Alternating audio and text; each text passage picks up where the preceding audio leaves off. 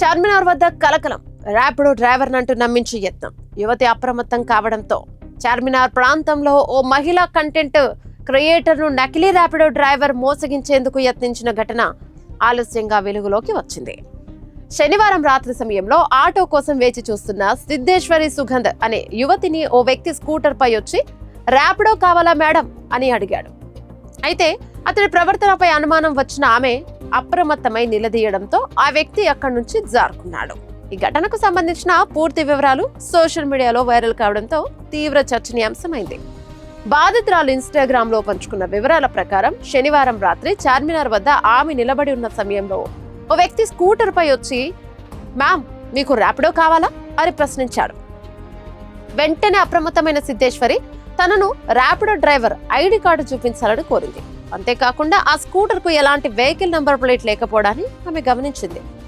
Number ఎందుకు లేదని ఆమె ప్రశ్నించేసరికి ఆ వ్యక్తి నీళ్లు నమగడం మొదలుపెట్టాడు. అతను తనని తాను ఇర్ఫాన్ అని పరిచయం చేసుకున్నప్పటికీ ర్యాపిడో క్రెడెన్షియల్స్ చూపించకుండా మొబైల్లో ప్లే స్టోర్ నుంచి ర్యాపిడో యాప్ను డౌన్లోడ్ చేయడం ప్రారంభించాడు. దీంతో ఏదో మోసం జరుగుతోందని ఆమె గ్రహించింది. అంతేకాకుండా బండి స్టార్ట్ కావడం లేదని అతను చెప్పగా బండి నడవనప్పుడు రైడ్ ఎందుకు ఇస్తున్నావంటూ ఆమె గట్టిగా నిలదీసింది. అతడి ఫోన్ తీసుకొని చూడగా స్క్రీన్ పై ఓటీపీ అడిగే పేజ్ కనిపించింది.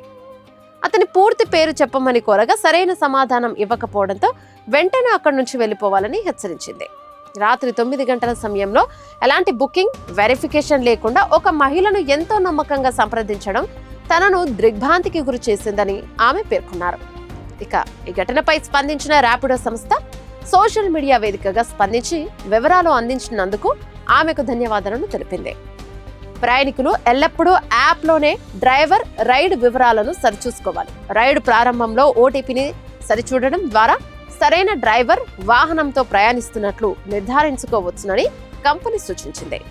ఎలాంటి బుకింగ్ లేకుండా నేరుగా వచ్చి డ్రైవర్లుగా చెప్పుకునే వారిని నమ్మవద్దని ర్యాపిడో హెచ్చరించింది.